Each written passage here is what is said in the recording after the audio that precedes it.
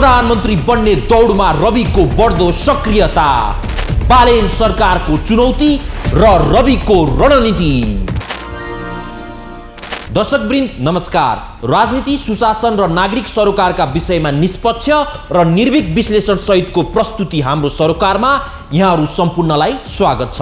हामी केवल सूचना दिँदैनौँ, सूचनाको जरोसम्म पुगेर त्यसको सत्यता र सान्दर्भिकताको परीक्षण गर्छौँ। राजनीतिदेखि नीति निर्माणसम्म र अर्थतन्त्रदेखि जनजीवनसम्मका विषयहरूलाई निष्पक्ष, निर्भीक र सन्तुलित ढङ्गले प्रस्तुत गर्नु नै हाम्रो मुख्य प्रयास हो। आउनुहोस् आजको विशेष प्रस्तुतितर्फ अघि बढौँ। प्रधानमन्त्री बालेन्द्र शाहको निकम्मा र दिशाहीन सरकारले मुलुकलाई गहिरो सङ्कट, प्रशासनिक शून्यता र राजनीतिक अस्थिरताको भुमरीमा धकेल्दै गर्दा जनताका ज्वलन्त समस्याहरू समाधान गर्नुको सट्टा यो व्यवस्था पूर्ण रूपमा असफल साबित भएको छ। संसदलाई निरन्तर छल्दै, देशका संवेदनशील घटनाहरूप्रति आपराधिक मौनता साध्दै र न्यूनतम राजकीय जिम्मेवारीहरू समेत पूरा गर्न नसकेर बालेन सरकार लाचारीको पराकाष्ठामा पुगेको छ। यसैबीच मुलुकमा उत्पन्न यही गहिरो राजनीतिक रिक्तता र सरकारी असफलताको पूर्ण फाइदा उठाउँदै रवि लामिछाने प्रधानमन्त्रीको शक्तिशाली सिंहासन आफ्नो कब्जामा पार्ने सुनियोजित तथा आक्रामक दाउपेच सहित राजनीतिक मैदानमा उत्रिएका छन्। सुनसरीमा देखिएको भयानक साम्प्रदायिक तनाव र सुरक्षा सङ्कटलाई सम्बोधन गर्न प्रधानमन्त्री बालेन र यो सरकार पूर्ण रूपमा चुकेको छ भने कानुनको शासन कायम गर्नुपर्ने गृहमन्त्री सुदन गुरुङ आफ्नै विवाद र जिम्मेवारीबाट कातर बनेर भागेका छन्। देश र जनता चरम असुरक्षा र त्रासको बाटोमा हिँडिरहँदा राज्यका जिम्मेवार मन्त्रीहरू नै पलायन हुनुले यो सरकारको निकम्मापनलाई थप उदाङ्गो पारेको छ। यही चौतर्फी नेतृत्वहीनता र सरकारी असफलताको बलमा रवि लामिछानेले जसरी तुफानी शैलीमा हरेक घटनामा हस्तक्षेप गर्दै आफ्नो पकड बलियो बनाइरहेका छन्, त्यसले नेपालको राजनीतिलाई सत्ता प्राप्तिको एक अति नै घिनलाग्दो, विस्फोटक र खतरनाक द्वन्द्वतर्फ धकेलिदिएको छ। थप विश्लेषण सहित प्रस्तुत छ यो विशेष रिपोर्ट। बालेन सरकारको चुनौती र रविको रणनीति, प्रधानमन्त्री बन्ने दौडमा रविको बढ्दो सक्रियता। हालको नेपाली राजनीतिक वृत्तमा प्रधानमन्त्री बालेन्द्र शाहको सरकार चौतर्फी रूपमा पूर्ण असफल साबित भएको छ। देश गम्भीर सङ्कट र अस्थिरताको भुमरीमा फँसेका बेला प्रधानमन्त्री बालेन आफ्ना न्यूनतम राजकीय जिम्मेवारीहरू पूरा गर्न समेत पूर्णतया असक्षम देखिएका छन्। संसदलाई निरन्तर छल्ने, जनताका ज्वलन्त समस्याहरूप्रति उदासीन बन्ने र देशमा उत्पन्न जटिलताहरूलाई सम्बोधन गर्न नसक्ने उनको अक्षम्य कार्यशैलीका कारण वर्तमान सरकार पूर्ण रूपमा दिशाहीन बनेको छ। जनताले ठूलो अपेक्षा र परिवर्तनको आशमा सत्तामा पुर्याएका प्रधानमन्त्री बालेन आज आफ्नै असफलताको भारीले थिचिँदै गएका छन् भने ठीक यही राजनीतिक शून्यता र सरकारको निकम्मापनको फाइदा उठाउँदै रवि लामिछाने प्रधानमन्त्रीको कुर्सी हत्याउने कडा दाउपेच सहित आक्रामक रूपमा अगाडि आएका छन्। देशका विभिन्न क्षेत्रमा उत्पन्न संवेदनशील र विस्फोटक परिस्थितिहरूलाई नियन्त्रण लिन वर्तमान सरकार पूर्ण रूपमा असफल भएको छ, जसको सबैभन्दा ज्वलन्त उदाहरण सुनसरीमा देखिएको घटना हो। सुनसरीमा उत्पन्न भयानक साम्प्रदायिक तनाव र सुरक्षा सङ्कटलाई सम्बोधन गर्न प्रधानमन्त्री बालेन्द्र शाहको सरकार पूर्ण रूपमा चुकेको छ। आम नागरिकहरू त्रासमा बाँचिरहेका बेला साम्प्रदायिक सद्भाव खलबलिने खतरा उत्पन्न हुँदा र नागरिकले राज्यको उपस्थिति खोजिरहँदा प्रधानमन्त्री बालेनले देखाएको आपराधिक मौनता उनको लाचारीपनको पराकाष्ठा हो। घटनास्थलमा पुगेर स्थिति नियन्त्रणमा लिनुको सट्टा आफ्नै कार्यकक्षमा सीमित भएर राज्यका जिम्मेवारीबाट पन्छिन खोज्नुले बालेनको प्रशासनिक क्षमतामाथि गम्भीर प्रश्न चिन्ह खडा गरेको छ। प्रधानमन्त्रीको यो गम्भीर विफलताले देशलाई थप द्वन्द्व र विभाजनतर्फ धकेलिरहेको छ। प्रधानमन्त्री बालेनको यही नालायकी, अदूरदर्शी र सुनसरी जस्ता संवेदनशील काण्डहरूमा देखिएको स्पष्ट विफलतालाई अवसरका रूपमा प्रयोग गर्दै रवि लामिछानेले सत्ता कब्जा गर्ने आफ्नो राजनीतिक महत्वाकांक्षा तीव्र बनाएका छन्। रवि जसरी हरेक राष्ट्रिय मुद्दा, सङ्कट र जनसरकारका विषयमा हस्तक्षेप गर्दै अगाडि बढिरहेका छन्, त्यसले उनी केवल जनताको न्यायका लागि मात्र नभई आगामी दिनमा प्रधानमन्त्रीको शक्तिशाली सिंहासन आफ्नो कब्जामा पार्नका लागि मात्र यो सबै राजनीतिक स्टन्ट गरिरहेका छन् भन्ने स्पष्ट बुझ्न सकिन्छ। सरकार पूर्ण रूपमा असफल भएको यो मौका छोपेर रविले आफूलाई मात्रै देशको एकमात्र सक्षम र विकल्पविहीन नेताका रूपमा स्थापित गर्न जुन तुफानी शैली अपनाएका छन्, त्यसले नेपाली राजनीतिमा शक्ति संघर्षको नयाँ र खतरनाक द्वन्द्व निम्त्याएको छ। यो असफल सरकारका मन्त्रीहरूको लाचारी र गैर जिम्मेवारीपनले त स्थिति झनै भयावह बनाएको छ, जसमा गृहमन्त्री सुदन गुरुङको भूमिका पूर्ण रूपमा शंकास्पद, आपत्तिजनक र हास्यास्पद साबित भएको छ। देशमा साम्प्रदायिक सद्भाव बिग्रिन लाग्दा सुनसरी जस्ता क्षेत्रमा कानुनको शासन र शान्ति सुरक्षा कायम गर्नुपर्ने मुख्य दायित्व पुगेका गृहमन्त्री सुदन गुरुङ संकटको बेला मैदानमा खटिनुको सट्टा आफ्नै विवाद र जिम्मेवारीबाट भाग्ने कोसिस गरिरहेका छन्। देश र जनताले चरम असुरक्षा महसुस गरिरहँदा गृहमन्त्रीको यो पलायनवादी, कातर र लाचार प्रवृत्तिले यो सरकारको निकम्मापनलाई थप उदाङ्गो पारेको छ। सुरक्षा संयन्त्रलाई परिचालन गरेर देशलाई सम्भावित दुर्घटनाबाट बचाउन असफल हुनु गृहमन्त्री मात्र नभई सम्पूर्ण राज्य व्यवस्थाकै ठूलो असफलता हो।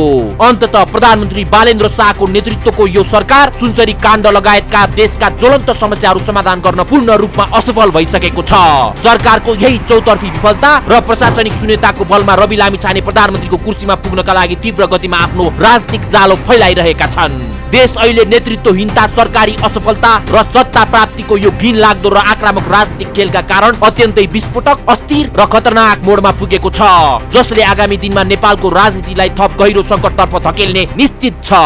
5 महिनाको लामो भूमिगत बसाई, स्वास्थ्य उपचार र वैदेशिक शरणको आडमा देश बाहिर लुकेर बसेका पूर्व प्रधानमन्त्री तथा नेपाली कांग्रेसका पूर्व सभापति शेरबहादुर देउवा अब आफ्ना तमाम राजनीतिक र कानुनी संकटहरू सामना गर्न नेपाल फर्कने तयारीमा जुटेसँगै नेपाली राजनीतिक वृत्तमा ठूलो भूकम्प जाने निश्चित भएको छ।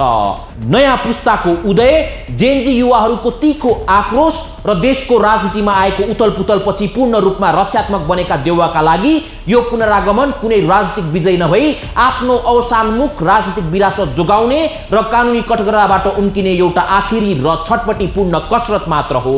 छोरा जयवीर देउवाको नाममा जोडिएको करोडौंको विवादास्पद आर्थिक चलखेल, सम्पत्ति शुद्धिकरण अनुसन्धान विभागको कडा दण्डा, नक्कली भुटानी शरणार्थी प्रकरण तथा राहदानी छपाई जस्ता गम्भीर भ्रष्टाचारका मुद्दाहरूले देउवा परिवारलाई चौतर्फीबाट नै घेरिसकेको छ। बालेन्द्र शाहको सरकारले भ्रष्टाचार र लुटतन्त्र विरुद्ध तताएको यो राजनीतिक वातावरणमा बालुवाटारदेखि बुढा नीलकण्ठसम्म र न्यायालयदेखि सडकका चिया पसलसम्म कसैलाई पनि चैन नदिने गरी हुन लागेको देउवाको यो एन्ट्रीले नेपालको सत्ता समीकरणमा खतरनाक हलचल मचाउने र कानुनी सर्वोच्चताको कसीमा असली अनुहारहरूलाई नङ्ग्याउने निश्चित देखिएको छ।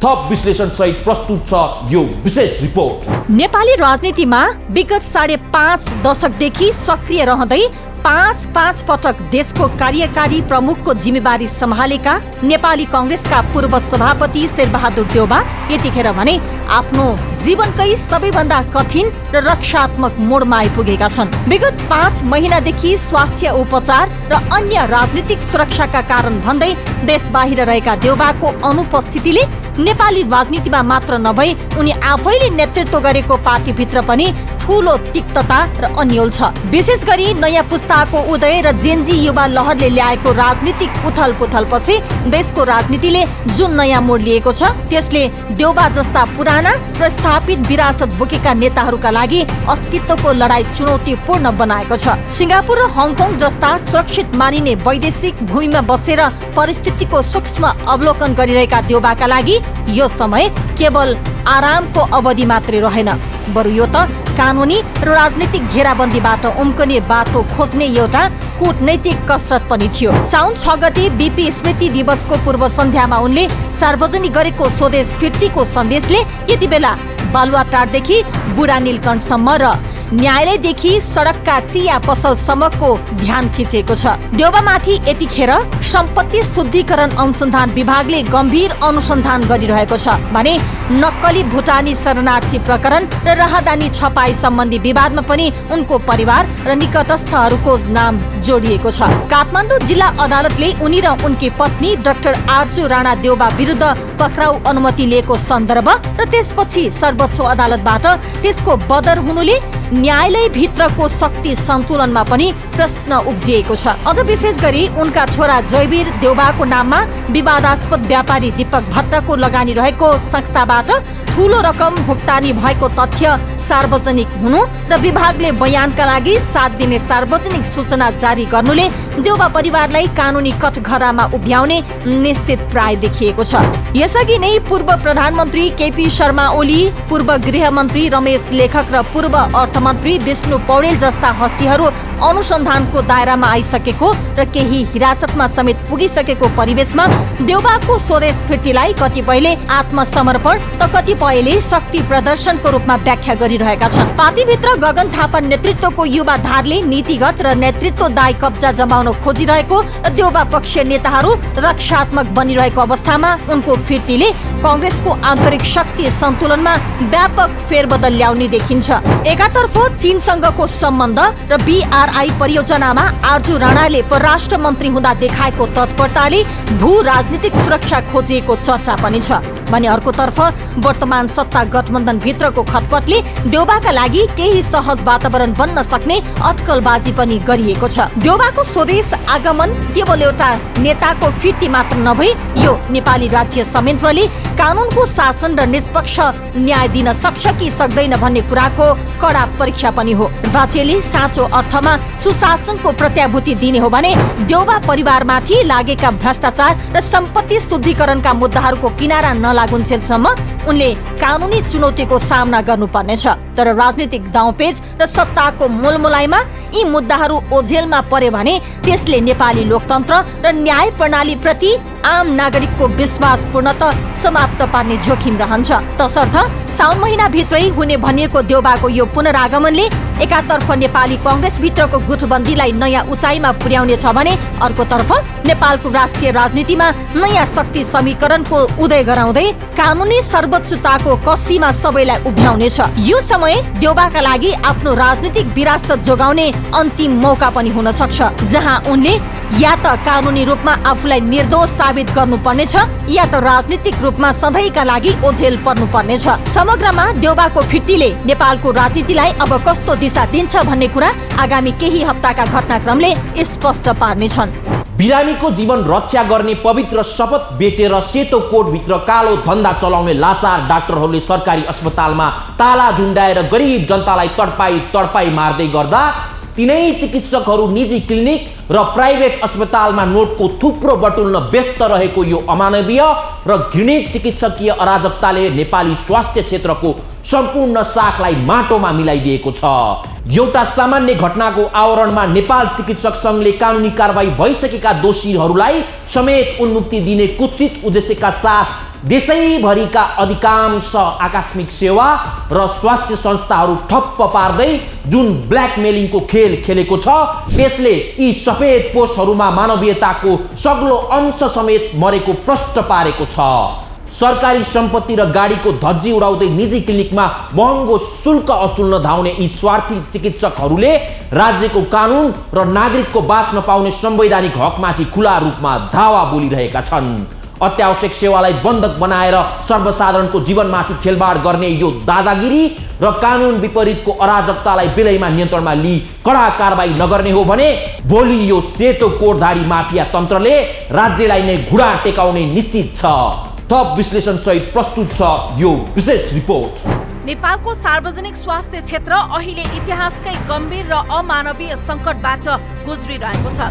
बिरामीको जीवन रक्षा गर्ने पवित्र शपथ खाएर सेतो कोट पहिरिने चिकित्सकहरूले नै सर्वसाधारण नागरिकको बाँच्न पाउने मौलिक अधिकारमाथि निर्मम प्रहार गरेका छन्। वीरगञ्ज स्थित नारायणी अस्पतालमा घटेको एउटा कुटपिटको घटनालाई न्यू बनाएर नेपाल चिकित्सक संघले सुरु गरेको आन्दोलन अहिले पेशागत मर्यादा र मानवीय संवेदनशीलताको परिधि नागेर खुल्ला अराजकतामा रूपान्तरण भएको छ। आफ्ना माग पूरा गराउन दबाब दिने नाममा देशभरिका गरिब तथा निमुखा जनताको उपचार रोक्ने र सरकारी अस्पतालको इमर्जेन्सीसम्म ठप्प पार्ने कार्यले चिकित्सकहरूको नियतमाथि नै ठूलो प्रश्न चिन्ह खडा गरिदिएको छ। साउन 9 गते नारायणी अस्पतालमा मुटुको समस्या लिएर आएका एक बिरामीको उपचारका क्रममा निधन भएपछि मृतकका आक्रोशित आफन्तले डाक्टर प्रमोद राम लगायतका स्वास्थ्यकर्मीमाथि हातपात गरेका थिए। कुनै पनि बहानामा स्वास्थ्यकर्मीमाथि हुने हिंसा निसन्देह निन्दनीय र अस्वीकार्य छ। तर उक्त घटना लगत्तै प्रहरी प्रशासनले तत्परता देखाउँदै स्थानीय वडाध्यक्ष आशुतोष चतुर्वेदी सहित दोषीहरूलाई पक्राउ गरी कानुनी कारबाहीको प्रक्रिया अगाडि बढाइसकेको छ। कानुनले आफ्नो काम गरिरहेको र दोषीहरू प्रहरी हिरासतमा पुगिसकेको अवस्थामा चिकित्सक सङ्घले आन्दोलन फिर्ता लिनुको सट्टा झन उग्र रूप दिनु पछाडिको मुख्य रहस्य भने अर्कै देखिन्छ। सरकारी अस्पतालमा ताला झुन्ड्याएर बिरामीलाई तडपाई मृत्युको मुखमा धकेल्ने तिनै डाक्टरहरू निजी क्लिनिक र प्राइभेट अस्पतालमा भने धम्माधम टिकट काटेर बिरामी जाँच्न व्यस्त छन्। अझ पराकाष्ठ त के छ भने कतिपय चिकित्सकहरू सरकारी सम्पत्ति र सरकारी गाडीकै दुरुपयोग गर्दै निजी अस्पतालमा पैसा कमाउन पुगिरहेका छन्। एकातिर सुरक्षाको बहाना बनाएर सरकारी अस्पतालको आकस्मिक कक्षमा आउने असहाय बिरामीलाई भगाइन्छ, अर्कोतिर तिनै चिकित्सकहरू निजी क्लिनिकमा ओपीडीका बिरामीलाई समेत आकस्मिक कक्षबाटै टिकट काटेर महँगो शुल्कमा उपचार गराइरहेका छन्। यो दृश्यले डाक्टरहरूको आन्दोलन पेशागत सुरक्षाका लागि नभई निजी अस्पताल र क्लिनिकहरूको व्यापार बढाउनका लागि रचिएको षड्यन्त्र त होइन भन्ने गम्भीर आशंका जन्माएको छ। स्वास्थ्य तथा जनसङ्ख्या मन्त्रालयले विज्ञप्ति जारी गर्दै स्वास्थ्य सेवालाई अत्यन्त संवेदनशील, जीवन रक्षक र अत्यावश्यक सेवा भन्दै कुनै पनि बहानामा सेवा प्रवाह नरोक्न सार्वजनिक अपील गरेको थियो। मन्त्रालयका सहप्रवक्ता डाक्टर समीर कुमार अधिकारीद्वारा जारी अपिलमा नागरिकको उपचार पाउने हकमा अवरोध नपुर्याउन स्पष्ट भनिएको थियो। तर नेपाल चिकित्सक सङ्घका केन्द्रीय अध्यक्ष डाक्टर बद्री रिजाल र महासचिव डाक्टर विश्वराज दवाडीले राज्यको यो संवेदनशील आग्रहलाई सिधै लत्याउँदै देशभरका अस्पतालमा सेवा बन्दको आह्वान गरे। नारायणी शाखाले त एक कदम अगाडि बढेर जीवन रक्षक मानिने आकस्मिक सेवा समेत ठप्प पार्ने गैर जिम्मेवार निर्णय गर्यो। नारायणी अस्पतालका निमित्त प्रमुख मेडिकल सुपरिन्टेन्डेन्ट डाक्टर चित्तरञ्जन शाहका अनुसार 70 जना डाक्टरहरूले सामूहिक राजीनामाको नाटक रचेर प्रशासनलाई अनैतिक दबावमा राख्ने रणनीति अपनाएका छन्।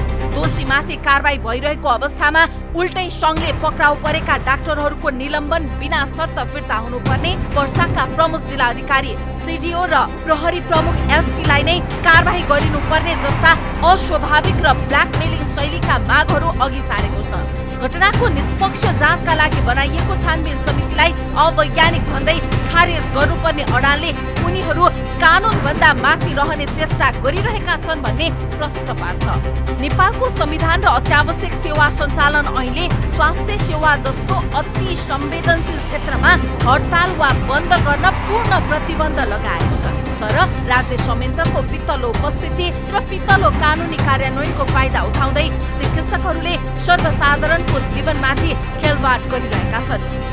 आफ्ना माग पूरा गराउन राज्य र प्रशासनसँग बार्गेनिङ गर्ने माध्यम निर्दोष बिरामीको ज्यानलाई बनाइनु चरम अमानवीयता हो। एउटा घटनाको आक्रोशमा देशैभरका लाखौं बिरामीलाई उपचारबाट वञ्चित गराउनु कुनै पनि दृष्टिकोणबाट पेशागत हकित वा मर्यादाभित्र पर्दैन। आन्दोलनका नाममा सरकारी अस्पताल छाडेर निजीमा व्यापार चलाउने, सरकारी गाडी चढेर निजीमा धाउने र बिरामीको जीवनमाथि सौदाबाजी गर्ने यस्तो प्रवृत्तिले चिकित्सा क्षेत्रको साख र प्रतिष्ठालाई ध्वस्त पारेको छ। नैतिकता र मानवीयता पूर्ण रूपमा मरिसकेको संकेत गर्ने यो चिकित्सकीय अराजकता विरुद्ध अब राज्यले कडा कदम चाल्नै पर्छ। अत्यावश्यक सेवा रोकेर नागरिकको बाँच्न पाउने अधिकार खोज्ने र सरकारी साधन स्रोतको दुरुपयोग गर्नेहरूलाई कानुनको दायरामा ल्याई कडा भन्दा कडा कारबाही नगर्ने हो भने स्वास्थ्य क्षेत्रको यो दादागिरीले भोलि आफै भयावह रूप लिने निश्चित छ। नागरिकका आँसु र छटपटीले चुर्लुममा डुबेको माइतीघर मण्डलालाई सिंहदरबारले केवल कोलाहल ठानेर कुर रूपमा व्यवस्था गरिरहँदा राज्यको सुशासनको खोक्रो नारा र सिंहदरबारको सुरक्षित पर्खालभित्र बसेका शासकहरूको आपराधिक मौनताले लाखौं पीडित जनताको धैर्यको बात भत्काउने अन्तिम सीमा पार गरिसकेको छ। गाउँ गाउँबाट उठाइएका सोझा साझा किसानहरूलाई लघु वित्त र सहकारीका नाममा ठगी गरेर बिचल्ली पार्ने, सुकुम्बासीका नाममा झुपडीहरू खोसेर सडकमा मिल्काउने र देशका लागि प्राण त्यागेर बस्ने सचेत नागरिकहरूलाई समेत न्यायको भिख माग्न सडकमै चिसो भुइँमा पाल टाँगेर बस्न बाध्य पार्ने यो लाचार सरकारको चरम उपेक्षा र नालायकीपनले कुनै दिन सत्ताको विशाल जगलाई नै खरानी बनाउने एक विनाशकारी विस्फोटक आँधी निम्त्याउने निश्चित भएको छ। सडकको चिसो भुइँमा पाल टाँगेर रात काट्न विवश लघु वित्त पीडित, सहकारीबाट ठगिएका सर्वसाधारण निष्पक्ष न्यायको माग गर्ने चिकित्सक तथा पत्रकारहरूको यो महासागरले वर्तमान राज्य व्यवस्थाको नालायकीपनलाई ऐना जस्तै छर्लङ्ग पारेको छ। शासकहरूले जनताका यी पीडादायी छटपटीलाई केवल राजनीतिक कोलाहल ठानेर उपेक्षा गरिरहे पनि नागरिकको बढेको यो असन्तोष र विद्रोहको ज्वालाले कुनै दिन सिंहदरबारको कुर्सी नै भग्नावशेषमा परिणत गरिदिने खतरातर्फ यो सरकार पूर्ण रूपमा अनजान बनेको छ।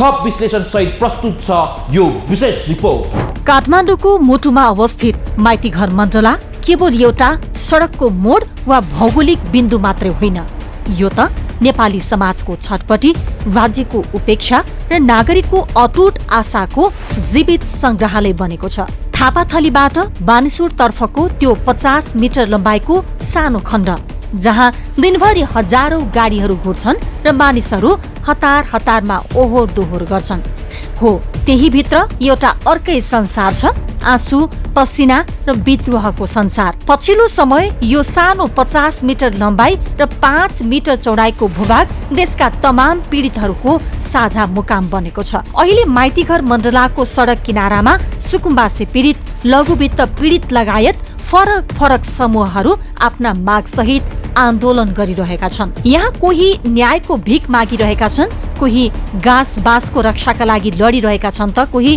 राज्यको विभेदकारी नीति विरुद्ध आवाज उठाइरहेका छन्। सडकको दक्षिण तर्फको सर्भिस लेन अहिले पाल र टेन्टले भरिएको छ। ती पालहरूभित्र केवल मानिसहरू मात्र छैनन्, त्यहाँ वर्षौंदेखि गुम्सिएका पीडा र सपनाहरू पनि ओत लागेका छन्। कतिपय आन्दोलनकारीहरू त रातको समयमा पनि सडकमै चिसो भुइँमा सुत्छन्, मानौ यो सडक नै अब उनीहरूको एक मात्रै सहारा हो। माइतीघरमा अहिले सबैभन्दा ठूलो समूह लघुवित्त र सहकारी पीडितको छ। गाउँ गाउँमा पुगेर चर्को ब्याजमा ऋण लगाउने र पछि तमसुकको आडमा घर खेत्ने हडप्ने लघुवित्तका कारण लाखौं किसानहरू सुकुम्बासी बन्ने अवस्थामा पुगेका छन्। उता सहकारीमा आफ्नो जीवनभरको कमाई जम्मा गरेका साना बचतकर्ताहरू पनि रित्तो हात सडकमा आइपुगेका छन्। सरकारले सहमति त गर्छ तर कार्यान्वयन गर्दैन। माग पूरा नभएसम्म घर फर्किन्नौ भन्ने उनीहरूको दृढताले राज्यको लाचारीलाई गिज्याइरहेको छ। सडकमा केवल सर्वसाधारण मात्रै छैनन्, पढे लेखेका चिकित्सक र पत्रकार पनि आन्दोलनमै छन्। शिक्षण अस्पतालहरूमा काम गर्ने आवश्यक चिकित्सकहरूले आफ्नो निर्वाह भत्तामा भएको विभेद हटाउन माग गरिरहेका छन्। एउटै स्तरको अध्ययन र श्रम गरे पनि फरक फरक पारिश्रमिक पाउनुले उनीहरूमा निराशा बढेको छ। उता राज्यले विज्ञापन वितरणमा गर्ने पक्षपातपूर्ण नीतिका विरुद्ध नेपाल पत्रकार महासंघ पनि आन्दोलनरत छ। जब समाजका सचेत वर्ग नै सडकमा ओर्लिनुपर्छ तब बुझ्नुपर्छ कि राज्यको संयन्त्र कतै न कतै गम्भीर रूपमा चुकेको छ। माइतीघर मण्डला अहिले एउटा यस्तो चौतारी बनेको छ जहाँ देशका सबै घाउहरू देखिन्छन्, तर विडम्बना सत्ताको कुर्सी र सिंहदरबारको पर्खालभित्र बस्नेहरूका लागि यी नागरिकका आवाज केवल कोलाहल मात्र बनेका छन्। प्रहरीले सुरक्षा त दिएको छ, तर सुरक्षा भन्दा बढी यी पीडितहरूलाई समाधान चाहिएको छ। माइतीघरको यो सानो क्षेत्रफलले नेपालको समग्र शासन व्यवस्थाको ऐना देखाइरहेको छ। यदि समयमै यी आवाजहरूको सुनवाई भएन भने माइतीघर मण्डलाबाट सुरु भएको यो आक्रोशको ज्वालाले कुनै पनि दिन सत्ताको जग नै हल्लाइदिन सक्छ। राज्यले बुझ्नुपर्छ, नागरिकको आँसुले भिजेको सडकमा कहिल्यै पनि समृद्धिको जग बस्न सक्दैन। दर्शकवृन्द, आजका लागि हाम्रो सरोकार यति नै। आगामी अङ्कमा यस्तै गम्भीर विषय, खोजपूर्ण तथ्य र सत्यको खोजीका साथ हामी फेरि भेट्नेछौँ। आजको कार्यक्रमबाट सम्पूर्ण टिमका साथ म पनि बिदा लिन्छु। हवस् त, नमस्कार।